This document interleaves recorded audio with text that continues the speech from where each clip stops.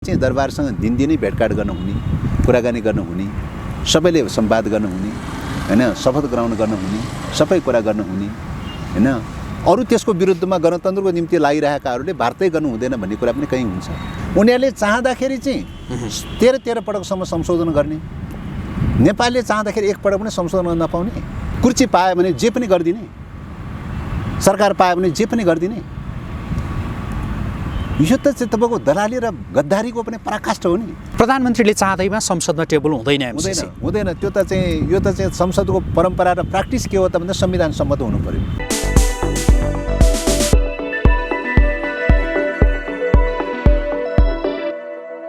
नमस्कार आदरणीय दर्शकवृन्द, आजको प्रेसको यो अर्को एउटा विशेष संवादमा यहाँहरूलाई धेरै स्वागत छ। म रोहित भण्डारी। दर्शकवृन्द, आजको संवादमा यति बेला हामीसँग हुनुहुन्छ नेकपा माओवादी केन्द्रका प्रमुख सचेतक देव गुरुङ।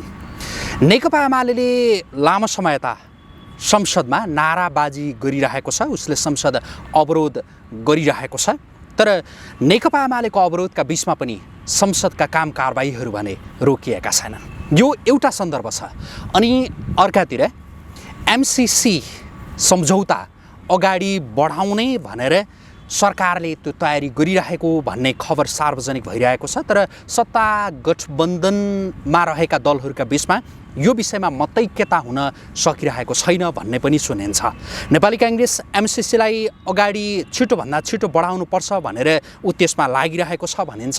तर अन्य गठबन्धनमा रहेका दलहरू त्यसो गर्न हुँदैन भनेर उनीहरूले भनिरहेका छन् भन्ने सुनिन्छ। वास्तवमा के हो, एमसीसीले कतै सत्ता गठबन्धन फुट्ने टुट्ने त होइन। हामी यसका विषयमा केन्द्रित रहेर हाम्रा आजका अतिथि माओवादी केन्द्रका प्रमुख सचेतक देव गुरुङसँग कुराकानी गर्दैछौँ। स्वागत छ यहाँलाई। धन्यवाद। आराम हुनुहुन्छ? ठिकै छ।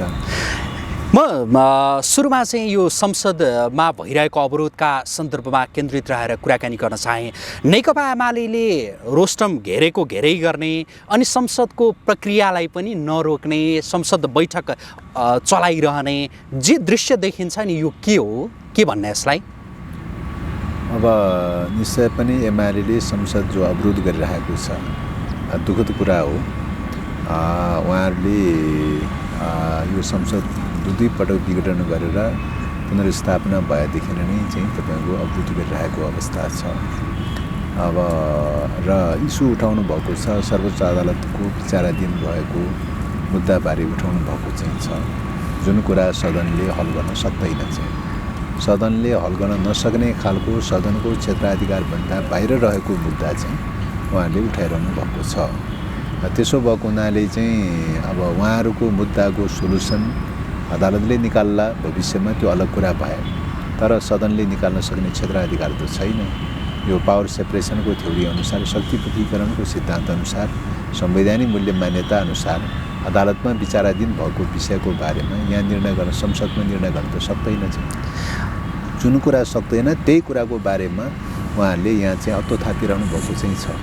त्यस कारणले गर्दाखेरि उहाँहरूले जसरी भए पनि सदन डिफर्म गराउने, सदन विघटन गराउने, सदनलाई चाहिँ तपाईँको चल्न नदिने, सदन विघटन गर्नु जायज थियो, ठिक थियो भन्ने पुष्टि गर्नका लागि पनि उहाँहरू चाहिँ अब सदन अवरोध गरिरहनु भएको छ। त्यसो भएको हुनाले चाहिँ सदन अवरोध जो गरिरहनु भएको छ र त्यसलाई हामी गम्भीरतापूर्वक आग्रह गरिरहेका छौँ कि सदन खोल्नु पर्यो र वार्ता गर्नु पर्यो, सहमति जुट्नु पर्यो, जुटाउनु पर्यो। र पटक प्रधानमन्त्रीज्यूले पनि वार्ताको पहल गर्नुभयो। अब उहाँहरू बैठकमै जानुहुन्न। अब सभामुखज्यूले पनि बैठक कल गर्नुभयो, उहाँहरू बैठकमै जानुहुन्न। अब हिजो अस्ति 2 दिन 3 दिनदेखि लगातार चाहिँ तपाईँको कार्यव्यवस्था परामर्श समितिको बैठक बसियो। अस्ति 2 दिनसम्मको कार्यव्यवस्था परामर्श समितिको बैठक बहिष्कार गर्नुभयो। आज त बैठकमै आउनु भएन उहाँहरू चाहिँ। त्यसले गर्दाखेरि चाहिँ संवादको बाटोबाट उहाँहरू अगाडि बढ्न खोजिरहनु भएको छैन। त्यसले गर्दाखेरि सदन डेडलकको अवस्था छ। एउटा बाटो त्यो। दोस्रो कुरा, सदन डेडलक भएको अवस्थामा चाहिँ अब बिजनेसहरू, एजेन्डाहरू कति अगाडि बढ्छ या बढ्दैन, के हुन्छ त भन्दाखेरि सदन सञ्चालनको मान्यता चाहिँ के छ भन्दाखेरि चाहिँ अहिलेसम्मको प्र्याक्टिस चाहिँ के छ भन्दाखेरि सत्ता पक्ष र विपक्ष मिलेर नै सदन सञ्चालन गर्ने भन्ने अहिलेसम्मको प्र्याक्टिस त्यो हो चाहिँ, होइन? अहिलेसम्मको प्र्याक्टिस त्यो हो। त्यस कारणले गर्दाखेरि दुई पक्ष नमिलिकन चाहिँ सदन सञ्चालन हुने खालको प्र्याक्टिस देखिँदैन चाहिँ। किन अहिले पनि हामीले चाहिँ त्यही मान्यतालाई चाहिँ एक हदसम्म फलो गर्दै आइरहेका चाहिँ छौँ हैन, फलो गर्दै आइरहेका छौँ। तर दुवै पक्षको अन्डरस्ट्यान्डिङमा केही विषयहरूमा चाहिँ फेरि चाहिँ जस्तो खास गरिकन अध्यादेश लगायतका कतिपय प्रोसिड्युरसँग जोडिएका कुराहरूको बारेमा त्यस्ता विषयहरूको बारेमा एउटा अन्डरस्ट्यान्डिङमा अगाडि बढी पनि राखेको चाहिँ छ। र यो अन्डरस्ट्यान्डिङ कसरी चाहिँ मतलब हन्चमा यो अन्डरस्ट्यान्डिङ अटोमेटिकली रूपले यो बन्दै गइरहेको चाहिँ छ। यो कसरी बन्यो त भन्दाखेरि चाहिँ गत के अरे ओलीको सरकार भएको बेलामा चाहिँ उहाँहरूले केही अध्यादेशहरू जारी गर्नुभएको थियो र जारी गरेको अध्यादेश चाहिँ त्यसपछि बसेको सदनको बैठकमा चाहिँ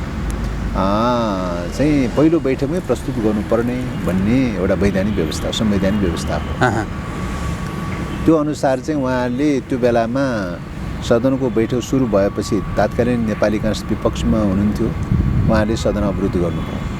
सदन अवरुद्ध गरेपछि सभामुखज्यूले चाहिँ अब विषयवस्तु त्यो अध्यादेश टेबल गर्नु भएन, कार्यसूचीमा चढेको थियो तर टेबल गर्नु भएन।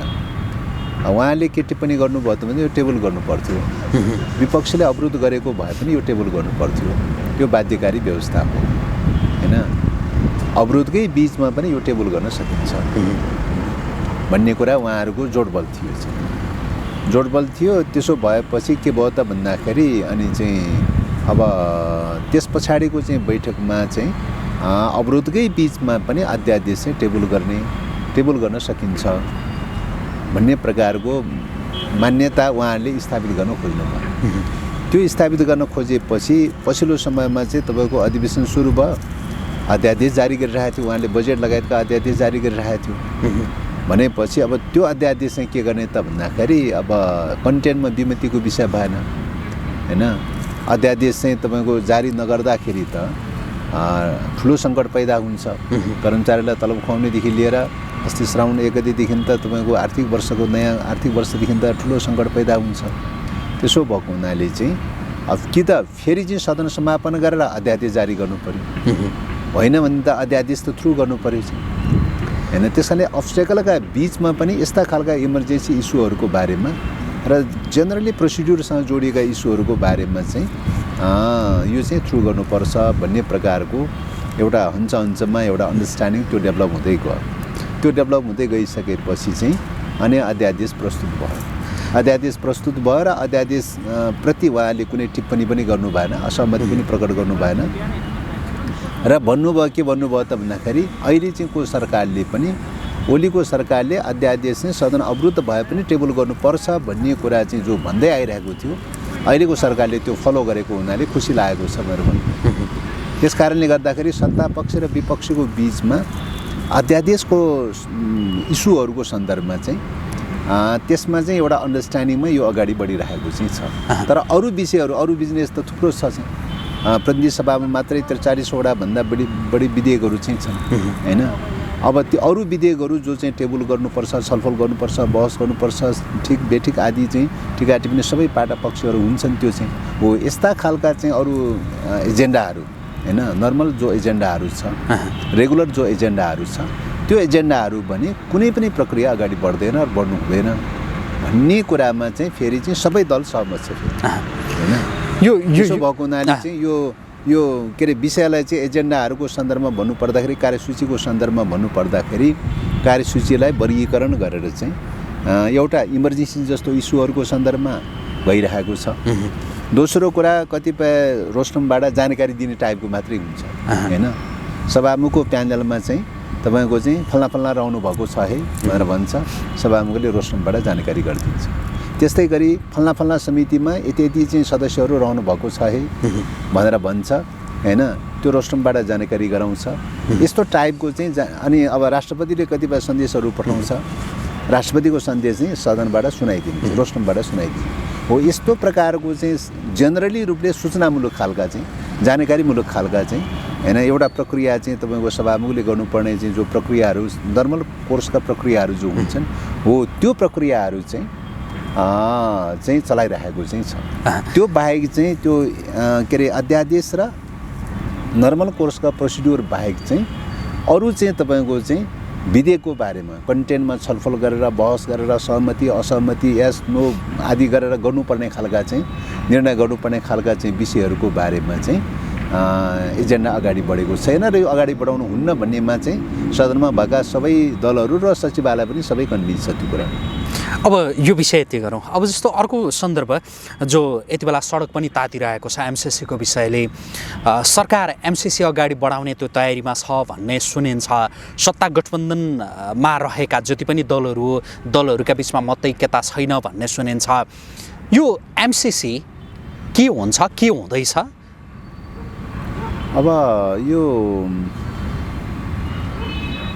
अब एमसिसी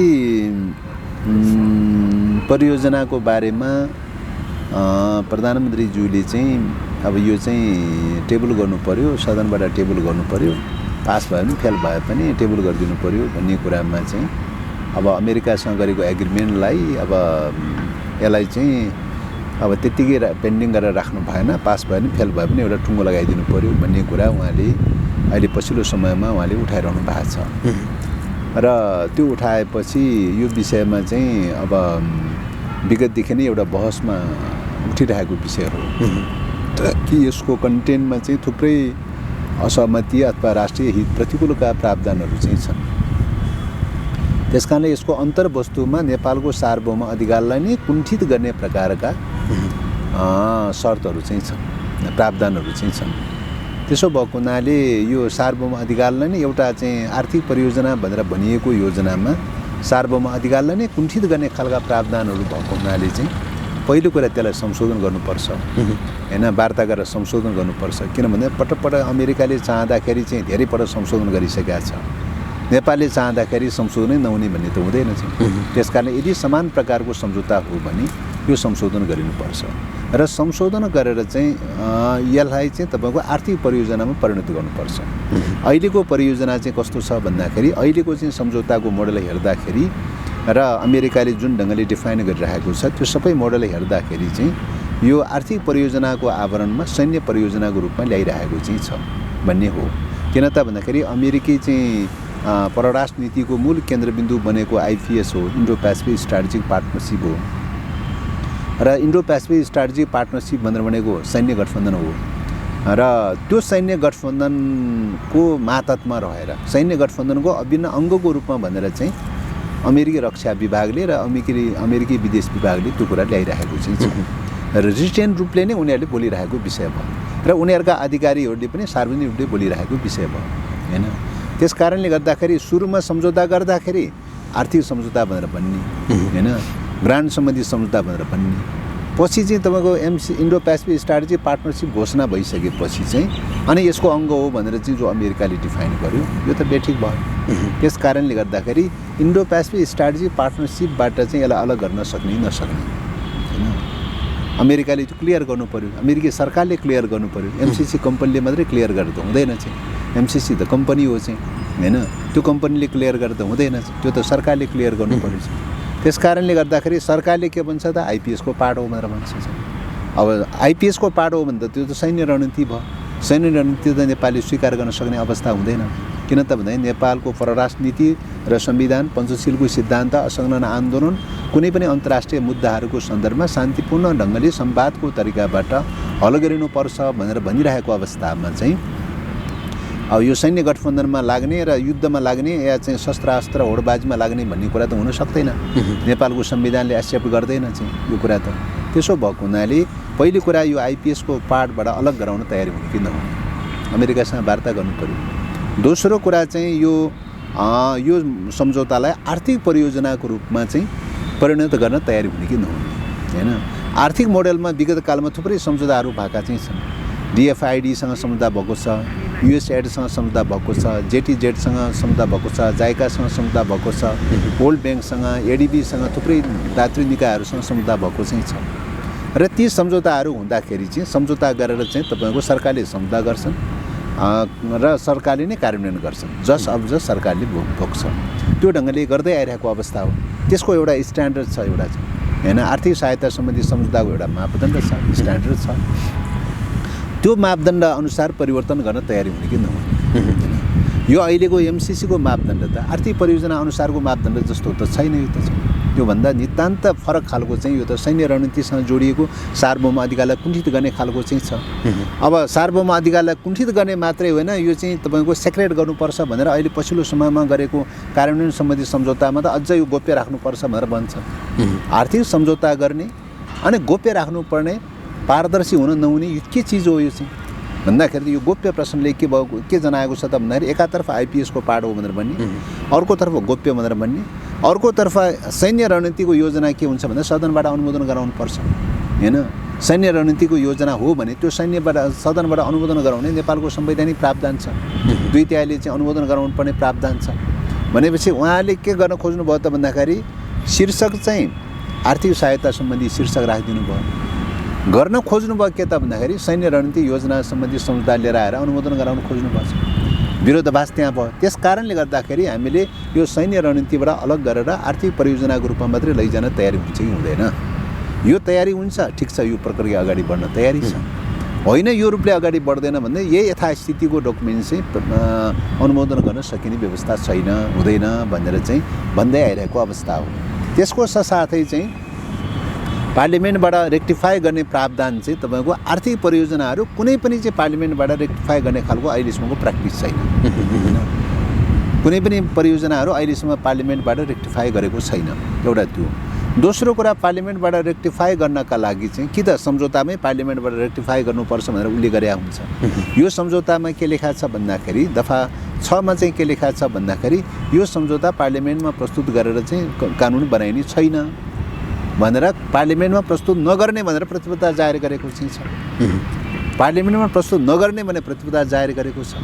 अनि पार्लिमेन्टमा ल्याइरहेको छ। किन ल्याएर आयो त पार्लिमेन्टमा भन्दाखेरि जब आइपिएसको पार्ट हो भनेर भनिसकेपछि अनि चाहिँ यहाँको कानुन मन्त्रालयले एउटा अपव्याख्या गरेर चाहिँ एउटा टिप्पणी गरेर यो चाहिँ तपाईँ अन्तर्राष्ट्रिय कानुन हो र यो चाहिँ तपाईँको यो सम्झौता चाहिँ नेपालको चाहिँ राष्ट्रिय कानुनसँग बाजिएको अवस्थामा त्यो राष्ट्रिय कानुनलाई निष्क्रिय गराउनु पर्ने भएको हुनाले चाहिँ यो सम्झौता सदनबाट अनुमोदन गर्न आवश्यक छ भन्ने प्रकारको व्याख्या गरेर चाहिँ सदनमा लिएर आयो। त्यहाँदेखि यो सदनमा लिएर आएको जो कानुन मन्त्रालयको जो व्याख्या छ यो व्याख्या नै यो के अरे बेठिक छ चाहिँ। यो अन्तर्राष्ट्रिय कानुनको मान्यताभन्दा फरक छ, यो बेठिक छ। अन्तर्राष्ट्रिय कानुन हुनका लागि त विभिन्न मुलुकहरूको बिचमा बहुपक्षीय मुलुकहरूको बिचमा चाहिँ तपाईँको अन्तर्राष्ट्रिय संस्था निर्माण गर्नलाई गरिएको सम्झौतालाई अन्तर्राष्ट्रिय कानुन भनेर भनिएको छ होइन। व्याख्या त त्यो अन्तर्राष्ट्रिय कानुनको। अब यो त एउटा कम्पनीसँग एउटा तपाईँको वाणिज्य कम्पनीसँग गरिएको चाहिँ करार सम्झौता कसरी अन्तर्राष्ट्रिय कानुन हुन्छ? अहिलेसम्म विश्वले त अन्तर्राष्ट्रिय कानुनको रूपमा त त्यस्तो करार सम्झौतालाई त कुनै पनि अन्तर्राष्ट्रिय कानुनको रूपमा मानेको छैन चाहिँ। कुनै पनि कम्पनीसँग गरेको सम्झौतालाई त अन्तर्राष्ट्रिय कानुन मानेको त छैन चाहिँ। विश्वले कसैले नमान्ने कुरा चाहिँ अनि हामीले अन्तर्राष्ट्रिय कानुन भनेर भनिदिने। अब यो त्यस कारणले गर्दाखेरि यो अन्तर्राष्ट्रिय कानुनको धरातल पनि यो मिल्दैन चाहिँ। भनेपछि सदनमा प्रस्तुत गर्ने चाहिँ तपाईँको कानुनी धरातल केही पनि देखिँदैन। प्रधानमन्त्रीले यहाँले अघि भने जस्तो प्रधानमन्त्रीले अब यो पास भए पनि संसदले पास गर्छ, फेल गराउने भए पनि संसदले फेल गराउँछ, त्यो भएर टेबल गरौँ भनेर उहाँले भनिरहनु भएको छ। सदनमा प्रस्तुत गर्नलाई चाहिँ अब कानुनी आधार नभएपछि सदनमा टेबल गर्नलाई कानुनी आधार नभएपछि सदनमा टेबल गर्नलाई अर्को के आधार चाहिँ विकल्प चाहिँ के आधार चाहिन्छ त भने राष्ट्रिय सहमति चाहिन्छ। राष्ट्रिय सहमति भयो भने त संविधान पनि चेन्ज हुन्छ, कानुनी चेन्ज हुन्छ होइन। त्यस कारणले गर्दाखेरि राष्ट्रिय सहमति चाहियो। सदनमा प्रस्तुत गर्ने हो भने राष्ट्रिय सहमति चाहियो होइन। राष्ट्रिय सहमति बिना, राष्ट्रिय सहमतिको डकुमेन्ट बिना अथवा कानुनी ग्राउन्डको चाहिँ संवैधानिक र कानुनी ग्राउन्ड बिना चाहिँ त चाहिँ कुनै पनि प्रस्ताव चाहिँ तपाईँ सदनमा टेबल त हुँदैन त। प्रधानमन्त्रीले चाहँदैमा संसदमा टेबल हुँदैन हुँदैन। त्यो त चाहिँ यो त चाहिँ संसदको परम्परा र प्र्याक्टिस के हो त भन्दा संविधान सम्मत हुनु पर्यो। 1 नम्बर संविधान सम्मत हुनु पर्यो, दोस्रो नम्बर चाहिँ प्रचलित ऐन सम्मत हुनु पर्यो, तेस्रो नम्बर चाहिँ तपाईँको चाहिँ प्र्याक्टिसमा हुनु पर्यो। 3टा यो कन्डिसन हुनु पर्यो नि। यो त कुनै पनि मेल खाँदैन। यो हुँदै अब यी कुनै पनि छैन भने के हुनु पर्यो त राष्ट्रिय सहमति हुनु पर्यो चाहिँ होइन। राष्ट्रिय सहमति हुनु पर्यो। त्यसैले यो विभिन्न जो कन्डिसनहरू कुनै पनि कन्डिसन मिट भएको छैन अनि कुनै पनि कन्डिसन मिट नभइकन चाहिँ कसरी प्रस्तुत गर्ने सदनमा? राष्ट्रिय सहमतिको सम्भावना देखिँदैन। किन पनि देखिँदैन भने यहाँको दलले हुँदैन भनेर भनिरहेको छ, यहाँहरूले हुँदैन भनिराख्नु भएको छ। यता एकीकृत समाजवादी, नेकपा एकीकृत समाजवादीले त्यही भनिरहेको छ, जनमोर्चाले त्यही भनिरहेको छ भने राष्ट्रिय सहमतिको त सम्भावना देखिँदैन। सम्भावना के छ जस्तो के चाहिँ छ अघि नै भने नि, तपाईँको यसलाई आर्थिक परियोजनाको रूपमा परिणत गर्न तयारी हुने हो भने, सैन्य योजनाबाट परिवर्तन गरेर आर्थिक परियोजनामा परिणत गर्ने हो भने, होइन, आर्थिक सहायता सम्बन्धी परियोजनामा परिणत गर्ने हो। जसरी DFID को चाहिँ परियोजना आएको थियो, जसरी STC को अनि जाइकाको, JTZ को र USAID को चाहिँ परियोजनाहरू सञ्चालन भएको थियो विगत कालमा, त्यो मोडेलमा परिणत हुने हो भने, होइन, IPS को पार्टबाट मुक्त गराउने हो भने, त्यो मोडेलमा आउने हो भने त्यसमा त कसैको पनि विमति हुँदैन। अहिलेसम्म कसैले पनि विमति गरेको छैन, कुनै पनि दलले विमति गरेको छैन। तर अमेरिकाले त भनिसक्यो त अब यो संशोधन होइन, पास गर्ने भने यतिकैमा पास गर्नुहोस् भनेर भनिसकेको छ। होइन भनेर चाहिँ जो भनिरहेको छ त्यही नै चाहिँ तपाईँको स्ट्राटेजी, रणनीतिक चाहिँ उद्देश्य अन्तर्निहित छ भन्ने कुराको चाहिँ प्रमाण हो। यो चाहिँ उनीहरूले चाहँदाखेरि चाहिँ 13 पटकसम्म संशोधन गर्ने, नेपालले चाहँदाखेरि एक पटक पनि संशोधन गर्न नपाउने, होइन। उनीहरूले किन संशोधन गरे त? 13 पटक किन संशोधन गरे त? उनीहरूले चाहँदाखेरि जतिखेर जे मन परि संशोधन गर्न पाउने, हामीले चाहँदाखेरि एक पटक पनि संशोधन गर्न नपाउने। असमानताको त यो त नाङ्गो उदाहरण हो नि, यो त होइन, असमानताको त नाङ्गो उदाहरण हो नि एउटा त्यो। अर्को कुरा चाहिँ आर्थिक सहायता सम्बन्धी सम्झौताको बारेमा पास गर्नुपर्छ, सदनबाट पास गर्नुपर्छ भने दुनियाँमा कहाँ छ रिकर्ड चाहिँ, प्र्याक्टिस कहाँ छ? त्यो त छैन कहीँ पनि चाहिँ, होइन। र त्यस्तै गरिकन चाहिँ त्यस्तो सम्झौता चाहिँ सदनबाट पास गर्नु पर्यो भनेर जुन ढङ्गले पेलपाल गरिरहेको चाहिँ छ, जुन ढङ्गले चाहिँ प्रेसर क्रिएट गरिरहेको चाहिँ छ, एउटा आर्थिक सम्झौता चाहिँ कार्यान्वयन गर्नलाई त्यो रूपले प्रेसर गर्नुपर्ने जरुरी किन? त्यस कारणले यो सदनबाट अनुमोदन गर्नुपर्छ भन्ने कुरा, प्रेसरको कुरा, संशोधन गर्न सकिँदैन भन्ने कुरा र त्यसका वरिपरि मतलब त्यसको पोर्टफोलियोमा बोलेका विषयहरू, यी सबै कुराले के देखाउँछ त भन्दाखेरि यो सैन्य रणनीति हो भन्ने कुराको चाहिँ अकाट्य प्रमाणहरू प्रस्तुत गरिरहेको चाहिँ छ, होइन। त्यस कारणले गर्दाखेरि यो अकाट्य प्रमाणहरू प्रस्तुत भइरहेको अवस्थामा नेपालको संविधान विपरीत ढङ्गले कसरी प्रस्तुत हुनसक्छ सैन्य योजना सदनमा? केही गरी जस्तो प्रधानमन्त्रीले यसलाई अब टेबल गर्ने भनेर उहाँ अगाडि बढ्नुभयो भने तपाईँहरूको दल के सरकारबाट बाहिरिन्छ के हुन्छ? होइन, अब होइन, यो यस्तो पहिलो कुरा त अब यो कोलिसनको गभर्मेन्ट हो।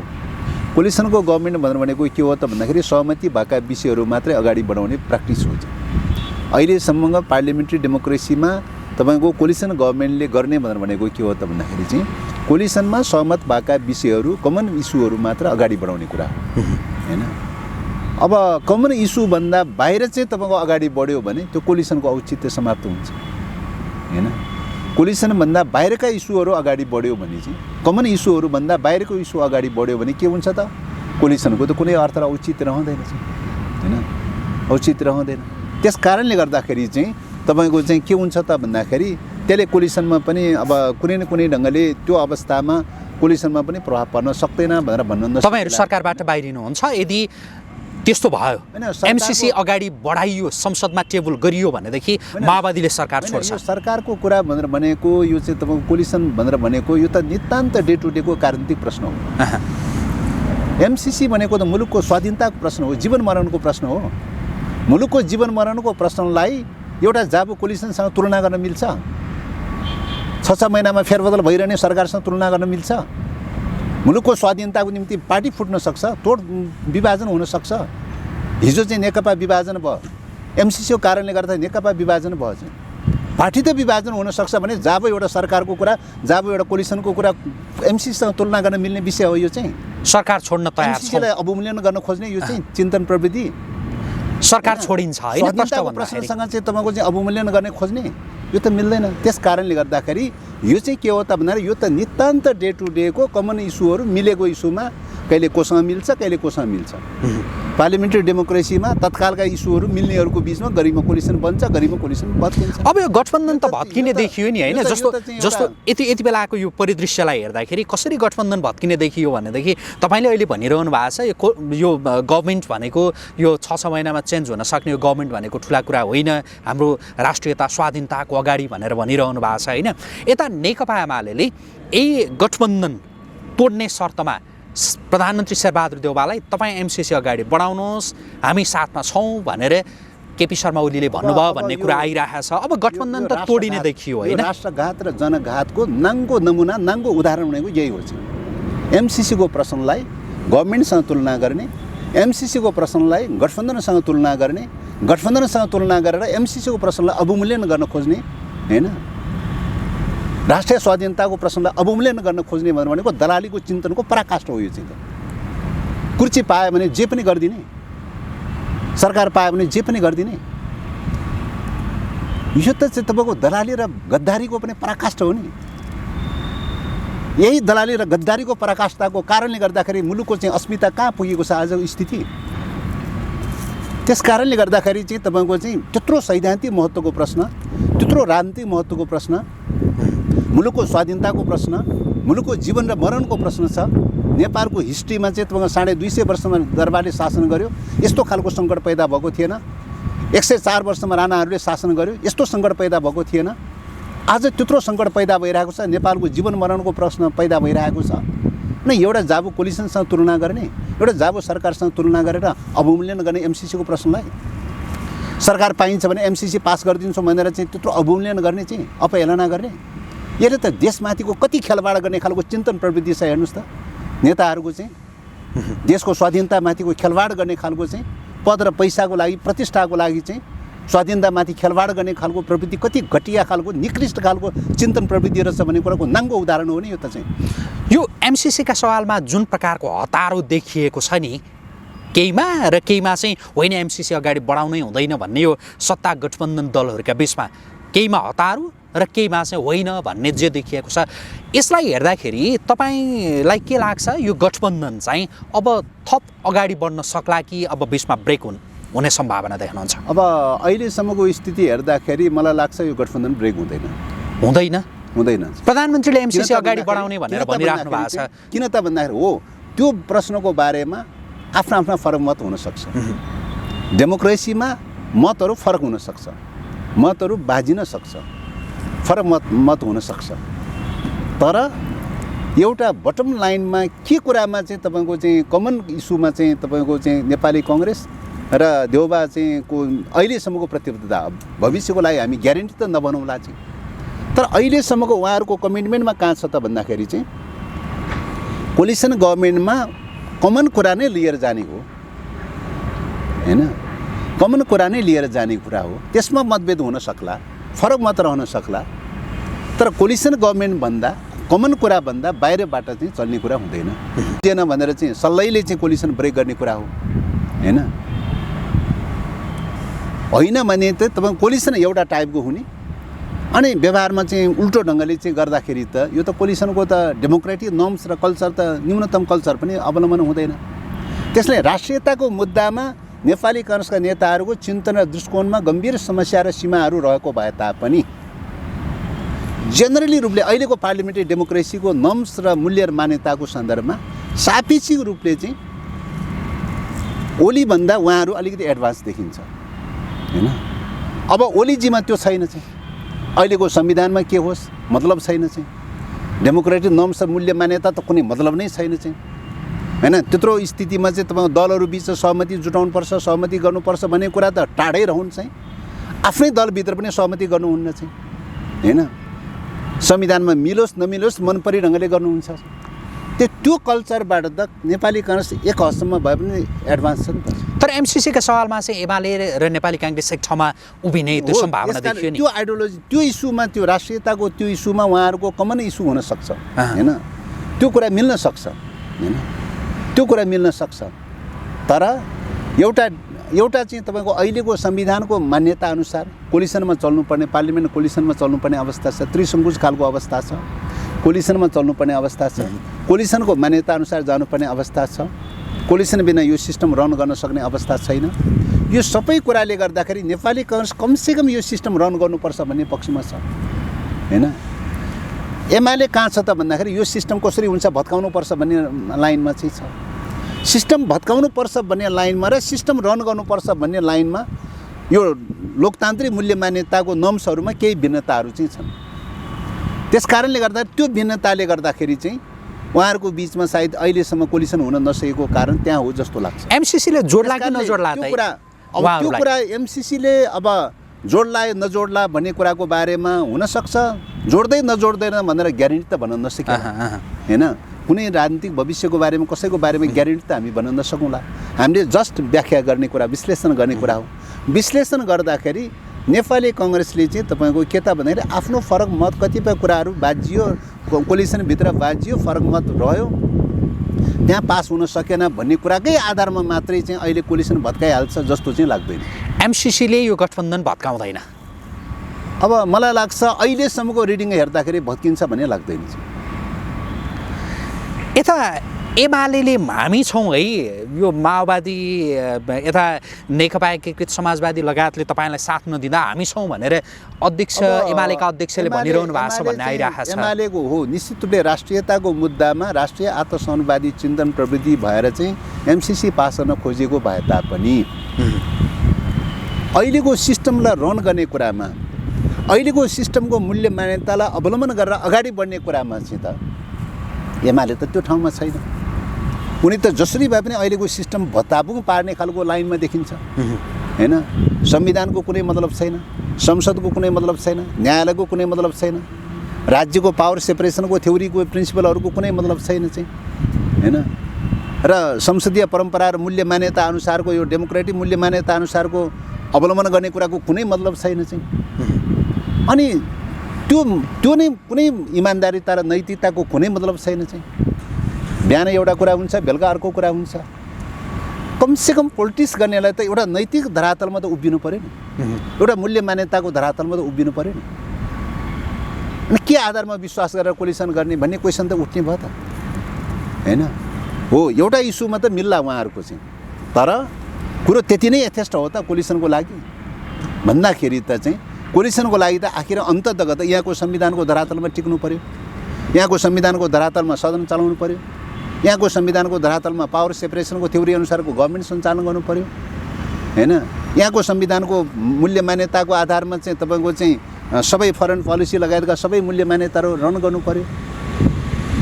संविधानको मूल्य मान्यतामा हिजो एग्री गरेको भए तापनि अहिले चाहिँ उहाँहरूको के देखिन्छ त भन्दाखेरि संवैधानिक मूल्य मान्यताबाट त ब्याक भएर गइरहनु भएको चाहिँ छ।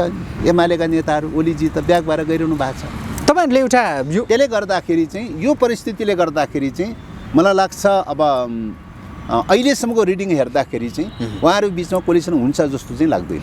तपाईहरुले एउटा कार्यदल पनि बनाउनु भएको छ क्यारे हैन यो एमसीसीका सवालमा सत्ता गठबन्धनले त्यो कार्यदलले जस्तो खालको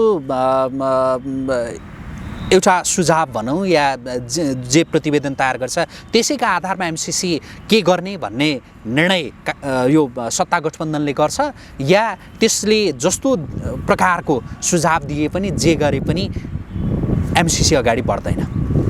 अब पहिलो कुरा त 5 दलको बैठक बसेर चाहिँ तपाईको छलफल र बहसको क्रममा समान प्रकारको अवधारणाहरू डेभलप नभइसकेको अवस्थामा एउटा अध्ययन कार्यदल बनाउने भनेर चाहिँ कार्यदल बनाउनु भएको छ हैन। कार्यदलले अध्ययन गर्नु पर्यो, रिपोर्ट लिएर आउनु पर्यो। कार्यदलले के रिपोर्ट लिएर आउँछ हैन, के प्रतिवेदन लिएर आउँछ त्यो हेर्नु पर्यो। त्यसमा तपाईको समान धारणा डेभलप हुन सक्छ सक्दैन भनेर हेर्नु पर्यो चाहिँ।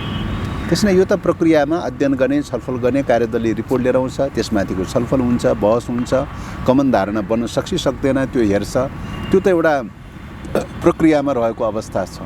अहिले नै कार्यदलले यस्तो लिएर आउँछ या उस्तो लिएर आउँछ भनेर चाहिँ फाइनल गर्नु त मिल्दैन चाहिँ। अध्ययन गर्ने भनेर चाहिँ तोकिसकेपछि त अध्ययन फ्रीली चाहिँ अध्ययन गरेर लिएर आउने रिपोर्ट त लिएर आउनु दिनु पर्यो नि। अहिले नै चाहिँ पूर्व अनुमान गर्न त मिल्दैन भन्ने लाग्छ। हामी कुराकानीको अन्त्यमा छौँ। अलि फरक सन्दर्भ जोडेँ। नेकपा एमालेका अध्यक्ष केपी शर्मा ओलीले 2060 साल मङ्सिर 18 गते तात्कालीन राजा ज्ञानेन्द्र र माओवादीका अध्यक्ष प्रचण्डका बीचमा 5 बुँदे सहमति भएको थियो भनेर भन्नुभएको छ केही दिन अघि। अलिकति बोल्दिनुहोस् त यो चाहिँ के थियो? पहिलो कुरा त त्यस प्रकारको सम्झौता कुनै भएकै छैन हैन। अब सम्झ्दै नभएको कुरालाई सम्झौता भयो भनेर चाहिँ भन्नुको कुनै अर्थ र औचित्य छैन। र त्यसको खाली के मात्रै हो त भन्दाखेरि त्यो राजनीतिक चरित्र हत्या गर्ने कुरा मात्रै हो भन्ने लाग्छ। र यदि सम्झौता भएको थियो भने राजनीतिक मुद्दाहरूको बारेमा गरेका सम्झौताहरू सबै कुराहरू त्यो बेलामा सार्वजनिक भएको रहेनछ भने पनि पछिल्लो समयमा शान्ति प्रक्रिया अगाडि बढिसकेपछि त्यो सार्वजनिक चाहिँ हुन्थ्यो होला चाहिँ। कुनै पनि सम्झौताहरू सार्वजनिक राजनीतिक खालका मुद्दाहरूमा सार्वजनिक नगरिकन बस्नुपर्ने कुनै जरुरी छैन। उहाँले त मिति नै तोकिदिनु भयो नि 60 मङ्सिर 18 गते भनेर। राजनीतिक मुद्दाहरूको सन्दर्भमा सार्वजनिक गर्नु नपर्ने कुनै पनि विषय छैन। त्यस कारणले गर्दाखेरि पारदर्शीपूर्ण ढङ्गले हैन गर्नुपर्ने कुराहरूको बारेमा कुनै लुक्नुपर्ने छिप्नुपर्ने जरुरीको विषय होइन। पहिलो कुरा त्यो। दोस्रो कुरा चाहिँ राजनीतिमा चाहिँ तपाईँको राजनीतिक शक्तिहरूको बिचमा प्रत्यक्ष परोक्ष रूपमा कुराकानी नै हुन सक्दैन भनेर निरपेक्ष रूपले कसरी पनि भन्नु मिल्दैन हैन। संसदमा रहेका संसदवादीहरूले चाहिँ दरबारसँग दिनदिनै भेटघाट गर्न हुने, कुराकानी गर्न हुने, सबैले संवाद गर्न हुने हैन, शपथ ग्रहण गर्न हुने, सबै कुरा गर्न हुने हैन। अरू त्यसको विरुद्धमा गणतन्त्रको निम्ति लागिरहेकाहरूले वार्तै गर्नु हुँदैन भन्ने कुरा पनि कहीँ हुन्छ हैन। त्यो पनि तुक मिल्दैन, त्यो पनि सेट मिल्दैन। पहिलो कुरा त्यो। दोस्रो कुरा चाहिँ तपाईँको के हो त भन्दाखेरि अहिले चाहिँ यो बेलामा जुन बेलामा राष्ट्रियताको सङ्कट पैदा भइरहेको छ, राष्ट्रियताको सङ्कट पैदा भइरहेको बेलामा राष्ट्रिय स्वाधीनताको निम्ति लड्न चाहने अथवा बोल्न चाहने अथवा मन्तव्य राख्न चाहने, अभिव्यक्ति दिन चाहने जो कोही शक्तिहरूसँग पनि के त भन्दाखेरि स्वाधीनताको मुद्दामा चाहिँ तपाईँको चाहिँ अगाडि बढ्नका लागि समग्र नागरिक समाजलाई समेत पनि आग्रह गरिरहेको अवस्था हो अहिले चाहिँ। यस्तो बेलामा राष्ट्रिय स्वाधीनताको मुद्दाबाट डाइभर्ट गरेर चाहिँ विषय अन्तर गरेर चाहिँ हैन हिस्ट्रीका उ जमानाका कुराहरूको चाहिँ कुनै जसको कुनै महत्त्व छैन, कुनै औचित्य छैन अहिलेको सन्दर्भमा, त्यस्ता खालका विषयहरू जो उठाउन खोजिरहेको छ, यसले के बताउँछ त भन्दाखेरि राष्ट्रिय स्वाधीनताको मूल्यलाई न्यूनीकरण गर्ने, विषय अन्तर गर्ने, विषय डाइभर्ट गरिदिने र यो अहिलेको यो प्रक्रियाको अभियानमा चाहिँ वैचारिक रूपले राजनीतिक रूपले त आखिरमा अगुवा त माओवादीले गरिरहेको छ, त्यसको पनि अध्यक्ष प्रचण्डले गरिरहेको चाहिँ छ। राष्ट्रियताको मुद्दाको सन्दर्भमा जुन अगुवा गरिरहेको अवस्था छ, वैचारिक रूपले जो अगुवा गरिरहेको छ, त्यसलाई चरित्र हत्या गर्ने हैन, त्यसलाई चाहिँ सेफुटेज गरिदिने, त्यसलाई चाहिँ तपाईँको चाहिँ के अरे गलत प्रकारका आरोपहरू लगाउन थालिसकेपछि के हुन्छ त भन्दाखेरि चाहिँ विषय अन्तर हुन्छ हैन। राष्ट्रिय स्वाधीनताको मोमेन्टलाई कमजोर पार्न सकिन्छ। उहाँले त्यो मिति नै तोकेर भनेका कारणले त्यो मङ्सिर 18 का दिन दरबार र माओवादीका बीचमा केही चाहिँ भएको थियो कि थिएन? केही पनि भएको थिएन। मङ्सिर 18 2007 मा केही भएको छैन, केही पनि भएको छैन। यो बिल्कुल चरित्र हत्याको कुरा हो, राजनीतिक चरित्र हत्याको कुरा हो। यो बिल्कुलै केही होइन। यो किन अहिले उठाइयो त भन्दाखेरि अहिले राष्ट्रियताको मुद्दा जब उठ्न थालिसकेपछि, स्वाधीनताको मुद्दा उठ्न थालिसकेपछि स्वाधीनताको मुद्दालाई कुण्ठित गर्नलाई, त्यसमा पनि त्यसको अगुवा गर्ने प्रचण्डको चरित्र हत्या गर्नलाई चाहिँ उठाइएको मुद्दा हो। त्यसकारणले राष्ट्रिय आत्मसमर्पणवादी दलालीको पराकाष्ठाको प्रमाण हो यो चाहिँ। राष्ट्रियताको मुद्दा त्यत्रो चर्किरहेको बेलामा चाहिँ त्यसलाई ओझेल पार्नका लागि, त्यसका लिडरहरूलाई डिफ्युज गर्नका लागि तपाईँको चाहिँ साइड पार्नका लागि चाहिँ उठाइएको चाहिँ राजनीतिक चरित्र हत्याका मुद्दा हो। राष्ट्रिय आत्मसमर्पणवादी दलालीको चिन्तनको पराकाष्ठा हो यो चाहिँ। किन त भन्दाखेरि यो अहिलेको चाहिँ सङ्घर्षको बेलामा, अहिलेको चाहिँ परिस्थितिमा स्वाधीनताको मुद्दा त्यत्रो क्राइसिस परिरहेको बेलामा, सङ्कट परिरहेको बेलामा स्वाधीनताको निम्ति लड्नुको सट्टामा, स्वाधीनताको निम्ति बल पुर्याउनुको सट्टामा चाहिँ तपाईँको चाहिँ स्वाधीनताको मोमेन्टलाई कुण्ठित गर्नका लागि चाहिँ, विभाजन गर्नलाई, विखण्डन गर्नलाई, विस्थापित गर्नलाई चाहिँ गलत ढङ्गले चरित्र हत्या गर्ने कुराहरू गर्नुको तात्पर्य के त भन्दाखेरि यो त दलालीको चिन्तन हो नि। विदेशी साम्राज्यवादी विस्तारवादी शक्ति केन्द्रको दलालीको चिन्तन हो नि। त्यसकारण यो राष्ट्रिय आत्मसमर्पणवादी चिन्तनको उपज हो यो चाहिँ। यो यथार्थता होइन, राष्ट्रिय आत्मसमर्पणवादी चिन्तनको उपज हो यो चाहिँ। माओवादी र दरबारका बीचमा केही कुरै नभए भन्ने चाहिँ होइन, कुरा हुन सक्छ हैन। त्यस्तो खालको प्रत्यक्ष रूपमा कुनै पनि कुरा भएको छैन, थिएन। केही प्रस्ताव चाहिँ तात्कालीन अवस्थामा माओवादीले दरबारसम्म पुर्याएको भनेर मैले पुर्याएको थिएँ भनेर भन्ने मान्छेहरू पनि जस्तो सार्वजनिक भए, बीचका मान्छेहरूले पुर्याउने ल्याउने कुराहरू चाहिँ बीचबीचमा इन्फर्मली रूपले गर्ने कुरा त्यो अलग विषय हुन्छ। पोलिटिक्समा त्यस्तो चाहिँ हुनै सक्दैन भनेर भन्न सकिँदैन। दुनियाँमा तपाईँको युद्ध चलिरहेको हुन्छ, शक्ति केन्द्रहरूको बिचमा विश्वयुद्ध चलिरहेको थियो पहिलो विश्वयुद्धमा, तर पनि उनीहरू बिचमा कुराकानी भइरहेको थियो। दोस्रो विश्वयुद्धको बेलामा युद्ध चलिरहेको थियो, तै पनि कुराकानी भइरहेको थियो साइड साइडमा। दुनियाँमा युद्धरत पक्षहरूको बिचमा संवाद हुन सक्दैन, कुराकानी हुन सक्दैन। यो त सार्वभौम मान्यताको कुरा हो नि। त्यस्तो कुरालाई पनि तपाईँको चाहिँ चरित्र हत्याको रूपमा ग्रहण गरेर चाहिँ तपाईँको यो ढङ्गले ट्विस्ट गर्ने, विषय अन्तर गरेर त्यो ढङ्गले ट्विस्ट गर्ने। त्यसकारणले यसरी गर्नुको तात्पर्य के हो त भन्दाखेरि चिन्तनमा जब चाहिँ राष्ट्रिय आत्मसमर्पणवादी चिन्तनले सुर्चो बनेपछि के गर्छ त भन्दाखेरि चाहिँ राष्ट्रियताको निम्ति आवाज उठाउनेहरूलाई हैन, स्वाधीनताको निम्ति आवाज उठाउनलाई कसरी चरित्र हत्या गर्ने, कसरी सिद्ध्याउने, घुमाउरो ढङ्गले कसरी सिद्ध्याउने भन्ने कोणबाट उठेका विषयहरू हुन्। यो यथार्थ सम्बन्ध बिल्कुलै होइन। अन्तिम जिज्ञासा गलत विषय हो। अन्तिम जिज्ञासा यहीसँग सम्बन्धित तत्कालीन अवस्थामा माओवादीले संवैधानिक रूपमा तपाईँ राजा रहनका लागि तयार हो भने चाहिँ हामी ओके छौँ भनेर त्यति बेला प्रस्ताव दरबारमा पठाएको थियो भनेर केहीले भनेका छन्। जस्तो प्रस्ताव मैले लगेको थिएँ भन्ने एकजना जस्तो डाक्टर केबी रोकाले मसँगैको एउटा अन्तर्वार्तामा भन्नुभएको छ, प्रचण्डले यो प्रस्ताव दरबारमा पुर्याइदिनुहोस् भनेर दिल्लीमा भेट भएका बखत उहाँले भन्नुभएको थियो भन्ने। यो चाहिँ के हो, यो विषयमा अलिकति भनिदिनुहोस् त। अब पहिलो कुरा त तपाईँको चाहिँ बिचका अब युद्ध चलिरहेको बेलामा बिचबिचमा मान्छेहरूले चाहिँ कहिले संवादको लागि, सम्झौताको लागि, वार्ताको लागि बिचबिचका मान्छेहरूले लभिङ क्याम्पेनहरू गर्न सक्दैन भनेर भन्न सकिँदैन। मान्छेहरूले गरिरहन्छन् होइन, गरिरहन्छन्। त्यस कारणले गर्दाखेरि त्यो रूपले चाहिँ गर्ने कुराहरू त्यो अलग विषय हुन्छ। संवादै नहुने, मैले अघि नै भने युद्धरत पक्षहरूको बिचमा संवाद हुँदैन भनेर निरपेक्ष रूपले सोच्नु हुँदैन। संवाद हुन सक्छ होइन, तर अब प्रत्यक्ष रूपमा कुनै पनि प्रकारको कुराकानी भएको होइन चाहिँ र कुनै पनि प्रकारको एग्रिमेन्ट भएको होइन चाहिँ। प्रस्तावहरू चाहिँ गएका हुन्। दोस्रो कुरा चाहिँ तपाईँ बिचबिचका मान्छेहरूले मध्यमार्गी चाहिँ बिचबिचका चाहिँ फेसिलेसन गर्छु, संवाद गर्छु, यो गर्छु भन्ने मान्छेहरूले गरिरहन्छन्। त्यो चाहिँ होइन, दुनियाँमा कहाँ गरेका छैन होइन। युद्धरत पक्षहरूले एउटा पक्षले चाहिँ सूचना पठाउँछ अर्को पक्षलाई, अर्को पक्षलाई चाहिँ खबरहरू पठाउन सक्छ। यो खालको युद्धको बेलामा किन हुन सक्दैन होइन, हुनसक्छ। त्यसैले सैद्धान्तिक रूपले त्यस प्रकारका इन्फर्मल लभिङ क्याम्पेन गर्ने खालका बिचबिचका मध्यमार्गीहरूले के अरे एउटा सहजीकरण गर्छु भनेर गर्ने पक्षहरूले गर्न सक्छ, गर्नै सक्दैन भनेर भन्न सकिँदैन। तर माओवादीको तर्फबाट औपचारिक रूपले वार्ता भएको पनि होइन, औपचारिक रूपले कुनै पत्राचार भएको पनि होइन, औपचारिक रूपले कुनै सहमति भएको पनि होइन। अनौपचारिक प्रस्तावहरू त्यस कारणले गर्दाखेरि यो सबै कुरा चाहिँ बिल्कुलै चाहिँ 100% झुट कुरा हुन्। यसमा कुनै सत्यता छैन। यो सत्यता नभएको कुरा अहिले किन उठाइयो, क्वेसन त्यहाँ सोध्नुहोस् न। अहिले राष्ट्रियताको मुद्दाले चाहिँ त्यत्रो हाइट लिइरहेको बेलामा, मुलुकको स्वाधीनतामाथि त्यत्रो सङ्कट पैदा भइरहेको बेलामा राष्ट्रिय स्वाधीनताको पक्षमा उभिरहेका चाहिँ नेताहरूको विरुद्धमा चरित्र हत्या गर्ने कुरा कहाँबाट आउँछ? यो कुरा मान्नुहोस्, त्यो बेलामा कथम कथाचित भएको रहेछ अरे, चाहिँ कसैले गरेको रहेछ अरे। के महत्त्व हुन्छ, के अर्थ रहन्छ यो बेलामा उचालेर, त्यसको के औचित्य रहन्छ? त्यसको मुलुकको स्वाधीनताको निम्ति लडिरहेको बेलामा चाहिँ तपाईँको चाहिँ त्यो कुराको के अर्थ रहन्छ यो बेलामा होइन। तर यस्ता खालका कुराहरू एउटा चरित्र हत्या गर्ने ढङ्गले चाहिँ जसरी चाहिँ उठाइरहेका चाहिँ छन्, विषय अन्तर गर्ने, विषय डाइभर्ट गर्ने होइन, विषय अन्तर गर्ने र चरित्र हत्या गर्ने, यो टाइपको चाहिँ यसको चाहिँ लक्ष्य र उद्देश्य भनेको विषय अन्तर गर्ने, मतलब राष्ट्रियताको मुद्दामा लडिरहेका, डेमोक्रेसीको मुद्दामा लडिरहेका, परिवर्तनको मुद्दामा लडिरहेका पात्रहरू, व्यक्तित्वहरू, नेतृत्वलाई चाहिँ चरित्र हत्या गर्ने कुरा भए यसमा एक रत्ती पनि सत्यता छैन।